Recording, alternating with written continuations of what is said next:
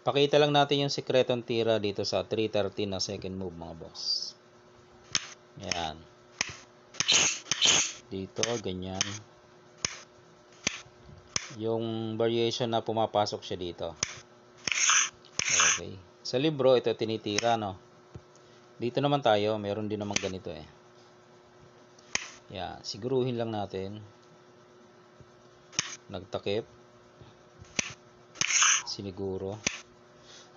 Dito tayo. Kain siya. O, dito naman tayo tatakpan. Yan, dito. Pag ganun niya, tira tayo dito. Pagkain niya, 9-5. Yan. Ito yung wala eh. Okay. So, ang puti dyan, gagawin niyan, pakain na yun dito.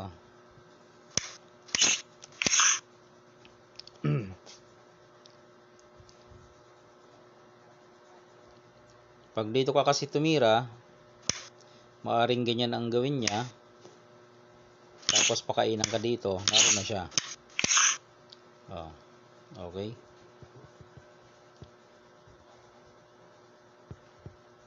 Balik natin. Kaya pag pakain dyan mga bossing, dito ka. Ang gagawin dyan ng puti, dito siya oh. Pansinin nyo, walang magandang tira ang itim. Pag dito kasi, matatatluhan naman.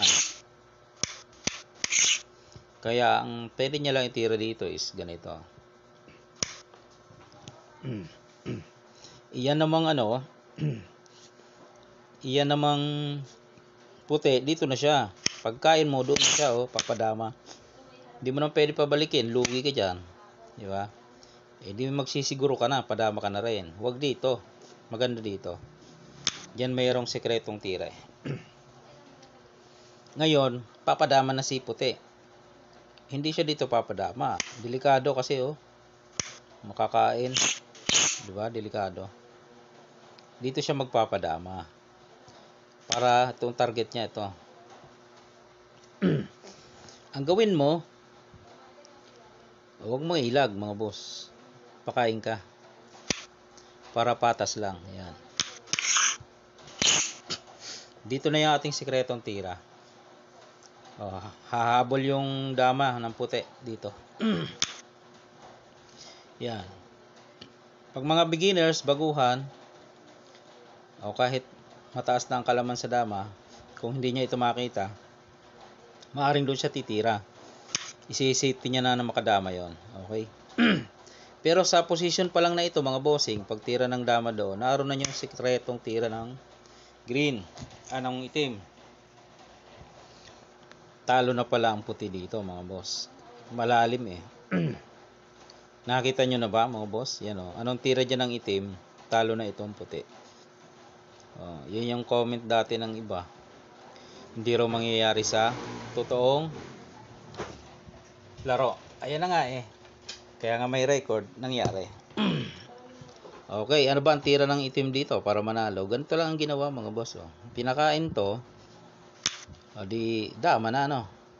Dalawa na ang dama niya. Itong isa, saka ito. Tapos, dito lang mga bossing oh.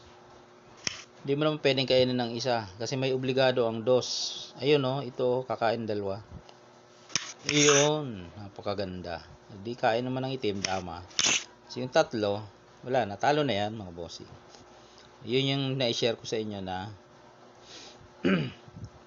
tirang brilliancy move sa block. Yun yung position, di ba? Pagpunta dito. Kasi kung dito ka pupunta, draw na yan. Habulin, dito siya.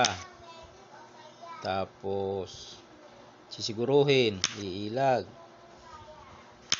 Dito siya. Yun. Mukhang maipit ang itim, ano? Kasi hindi makakilos. Pero tabla yan kasi ang gagawin niya ng block ito. Papakain. Yan. Parehas tatlo, tig-isa rin ang dama. So draw. Pero pag tira pa lang dito ng puti, kung matalas na ang ating pagbibilang, makikita nyo na agad na ay panalo pala. Hindi siya pansinin, no? Hindi halata. Na-share ko sa inyo, baka may mga ganyang position. Magka-idea kayo na pwede palang mapasok sa tricks ang ganyang position. Yun lang naman.